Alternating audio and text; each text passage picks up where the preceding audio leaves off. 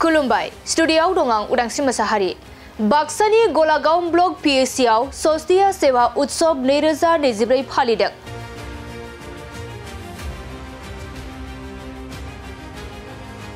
थांनाय 3 डिसेम्बरनिफ्राय जागायनानै दिनै 5 डिसेम्बरसिम दुलाराय आसाम नाङैनो सस्तिया सेवा उत्सव 2024 फालिनायखौ नुनो मोननाय जादों।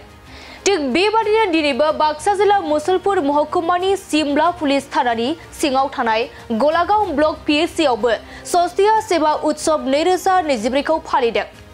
लोगोसे आसामनि केबिनेट मन्त्रि उरखावगोरा ब्रह्म बिथाङा बे सावस्रि खोन्दोआव गाहाय नायगिरि महरै बाहागो लाफैयो।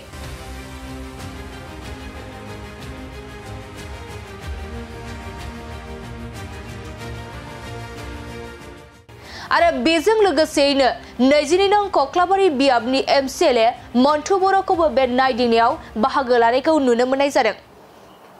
অসম চৰকাৰৰ সিদ্ধান্ত মৰ্মে স্বাস্থ্য সেৱা উৎসৱ অতি অসমত আমাৰ পিএইচচি চিএইচচি হস্পিটালবিলাকত সেইটো কৰা হয় আৰু 3 তাৰিখ যোৱা 3 তাৰিখ ডিচেম্বৰৰ পৰা 5 তাৰিখলৈকে আজি শেষ দিন। আজি এক্সটাৰ্নেল ইভালুৱেশ্যনৰ কাৰণে আহিছে আৰু ইণ্টাৰনেল ইভালুৱেশ্যন অলৰেডি হৈ গ'ল।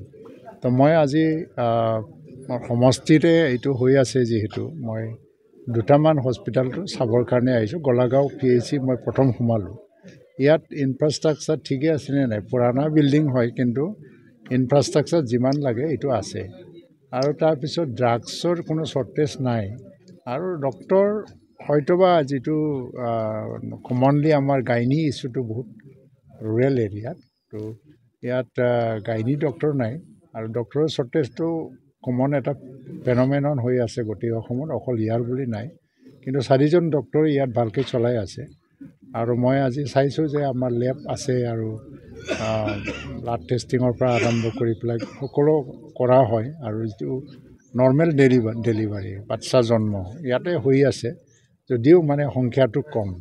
ইয়াত যথেষ্ট আছে কিন্তু সৰু সুৰা সমস্যা ইণ্টাৰনেল এটা সমস্যা আছে, নোহোৱা নহয়, এইটো দূৰ কৰিব লাগে আৰু এই স্বাস্থ্য সেৱা উৎসৱৰ দ্বাৰা দি এটা গ্ৰেড দিয়া যাব আৰু ইয়াৰ যিটো ইণ্টাৰনেল প্ৰব্লেমবিলাক গভৰ্ণমেণ্ট অফ আছামে মানে এইটো গম পাই যাব আৰু সেইমতে এই সমস্যাবিলাক দূৰ কৰিবৰ কাৰণে ব্যৱস্থা কৰিব। আজি আমাৰ মুখ্যমন্ত্ৰীয়ে স্বাস্থ্যমন্ত্ৰী হিচাপে এই দায়িত্বটো লৈ কাম কৰিছে। আগত কেশৱ মহন্ত আছিলে আৰু ডক্টৰ হিমন্ত বিশ্ব শৰ্মাৰ নেতৃত্ব যিটো চৰকাৰ, সেই সময়ৰ পৰা এই স্বাস্থ্য খণ্ডটো যথেষ্ট উন্নতি ঘটিছে আৰু মই ভাবোঁ যে আজি গোলাগাঁৱত যিটো আছে গোলাগাঁৱত ভালে গৈ আছে। আমি ভাল গ্ৰেড এটা পাই যাম আৰু তথাপিও এটা ইনবিল্ট কিছুমান এটা প্ৰব্লেম থাকি যায়, সৰু সুৰা প্ৰব্লেম আছে, এইটো দূৰ কৰিবৰ কাৰণে ময়ো ব্যৱস্থা ল'ম আৰু এই উৎসৱৰ জৰিয়তে যিখিনি ৰিপৰ্ট যাব ৰাজ্য চৰকাৰলৈ সেইমতে মুখ্যমন্ত্ৰীয়ে যিহেতু স্বাস্থ্যমন্ত্ৰীৰ দায়িত্বত আছে তেখেতে ব্যৱস্থা ল'ব।